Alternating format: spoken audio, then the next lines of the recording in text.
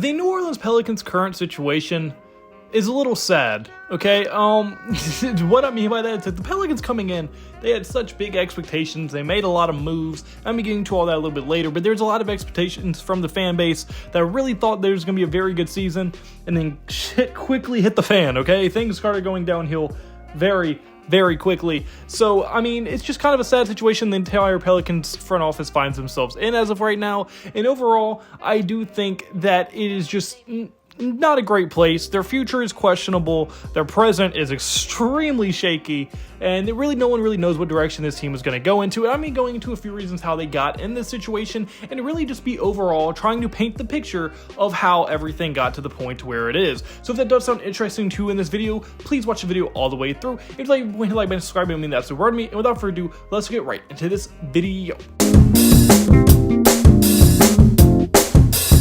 So for this part of the video, I'm going to be basically going into all the offseason moves they made, how they got to the current situation they are in, and just what was really the picture going into this year. So in the offseason, they were able to make one of the biggest splashes in a trade for DeJounte Murray from the Atlanta Hawks, and they were able to form a big three in that trade of Zion, Brandon Ingram, and DeJounte Murray. And it looked very, very promising that this was going to be a very good big three. If they could stay healthy, they could be one of the biggest teams in the entire NBA, and one of the best as well. And I mean, Zion coming off of a 70-game season just the year before, there was a lot of enthusiasm around this team, because Ingram, although he was injured every now and then, he's usually relatively healthy. DeJounte Murray is pretty healthy for most of his career, except for that 1 year. And then Zion, like I said, just coming off the most games he's ever played in a season. So it is looking very, very enthusiastic. A lot of promising things going forward for the New Orleans Pelicans organization.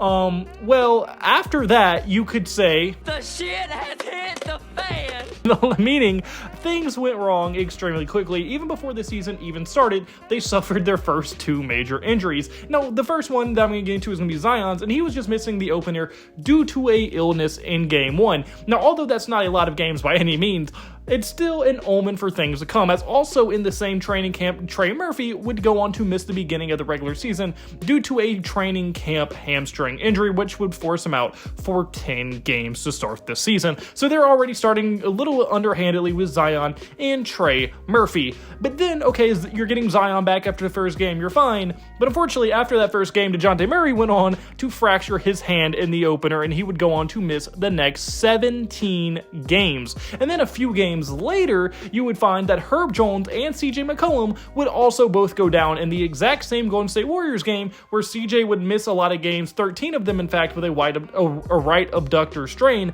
and Herb Jones would go on to miss 17 games with a shoulder injury. And you're probably like, well, you're probably a good amount into the season. You are 4 games into the season, and you're already down CJ, Herb, DeJounte Murray, and Trey Murphy.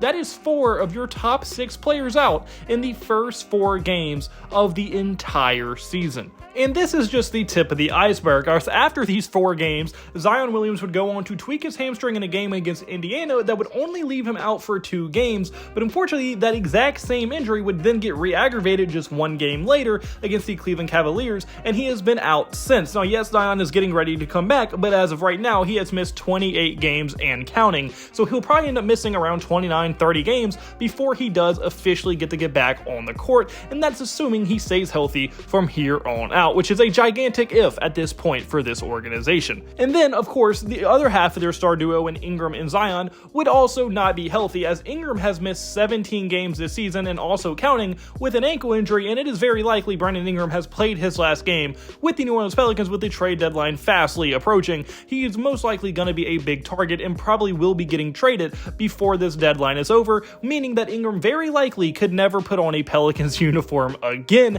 And then, not just content with hurting their star and starting level players, they started going after role players as well, they being the basketball gods who hate the New Orleans Pelicans, being that Jordan Hawkins, their last year rookie who showed a lot of promise, has missed 16 games this season with a lower back injury, and then Jose Alvarado just came back but has already missed 23 games due to a hamstring injury he suffered early into the season. Now these are all the major injuries, but they've also had other role players be out as well, to the point to where they've had these type of starting lineups, okay? These are like meme level starting lineups we're looking at right here, and this is what they were dealing with, and that is why they currently have the record that they currently do have. Now, luckily, it does look like they are starting to get healthier and better and looking like they're going to be more competitive going forward as they get their stars coming back naturally, but it's probably too late. They are 7-29, okay? Like, this is rough. This is very rough territory to be in, to the point to where someone like Dyson Daniels, a former player who just got traded away in the DeJounte Murray trade, would go on to give a quote of this: "That organization is cursed.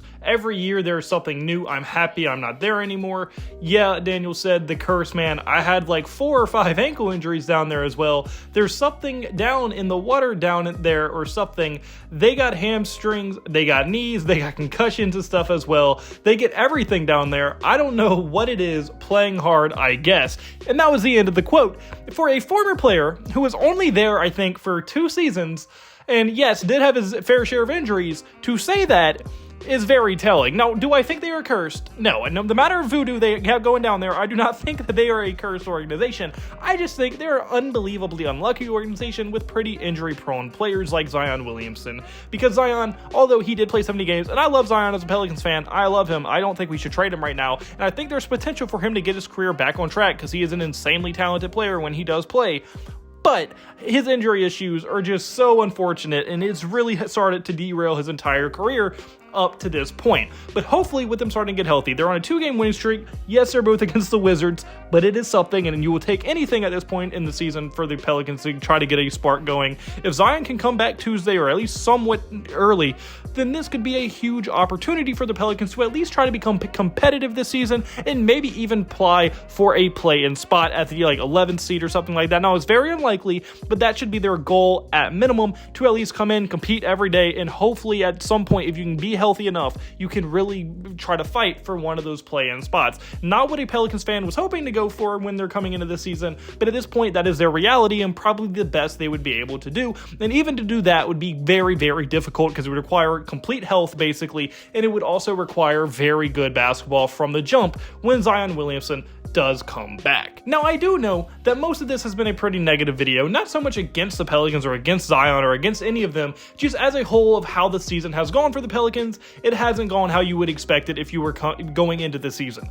But not to say that there haven't been any bright spots, and that is what I want to highlight right here. Some of the bright spots that have been going on for this season. You are my sunshine, my only sunshine. The first one is going to be it looks like their rookie Vis Missy is going to end up being a league average starting center. Now, I'm not as high on him as some Pelicans fans think he's going to be a star or anything. I think his offensive game is extremely limited. We have seen multiple times that defensively he is pretty slow on his feet when he gets switched, so I don't think he has elite defensive potential, and I don't think he has anywhere near elite offensive potential, but I do think as just a rebounding shot blocker, he could be a very good average starting center for them, which is huge for a 24th overall pick. Now, I'm not saying I'm not even saying he's going to be a star, but average enough to at least be comfortable with your starting center spot. Can you upgrade? Yes, but you can also get much worse. So I don't think this position, although I don't think he fits with Zion greatly, I don't think this is going to be the position of need going into the future. Now, yes, like I said, you can upgrade it and should look to upgrade it if you can,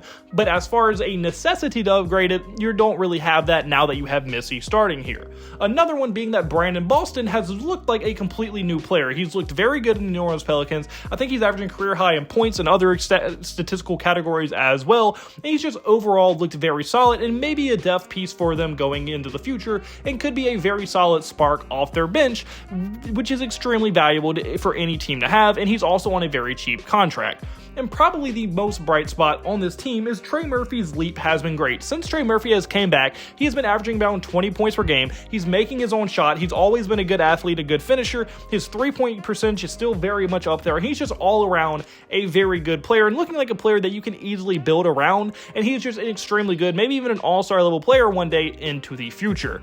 And then lastly, and probably the least bright spot for this season, is just going to be that they're going to probably have a pretty good pick and a very stacked 2025 class. So future-wise, if they continue to be this terrible, and I don't think they're going to be this bad, especially if Zion comes back, but if they do continue to be bad and continue on this trajectory, trajectory they are currently on, they're going to probably have a top 5 pick, maybe, as long as they're their worst team. And at worst, I think you can fall slightly outside of the top 5 if you don't have the best odds. So I do think that they're probably going to get a pretty solid pick in this class, almost no matter what. And with how stacked this class is, he's probably going to result in getting a very solid player. And now the last part of this video, I want to just basically get into what should the Pelicans do now? What direction does this organization need to go? What do we do now? So what do we do now? What do we do now? What are we gonna do? What do we do?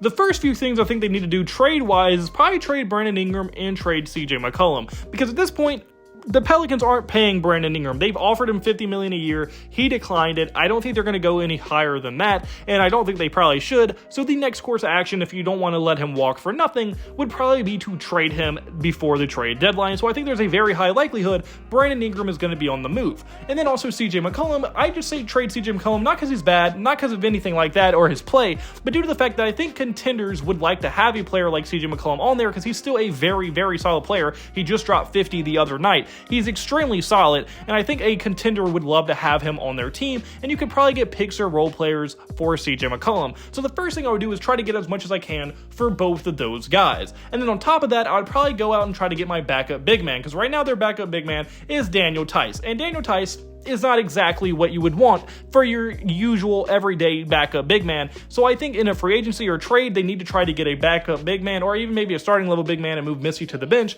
any way they could do. And a few of those ways in free agency would be guys like Miles Turner, Christian Wood, or even Clint Capella. Now, I'm not high on Clint Capella or even Christian Wood as your starting center or backup center, but there would be better situations than they currently have with Tice. So I do really like that, and I think Miles Turner would actually fit them almost perfectly if the Indiana Pacers are willing to let him walk, which also probably unlikely, but still a possibility as he will be an unrestricted free agent going into next season. Second to lastly, pray to stay healthy, have divine intervention. Like, I mean, your stars have to play for you to be good.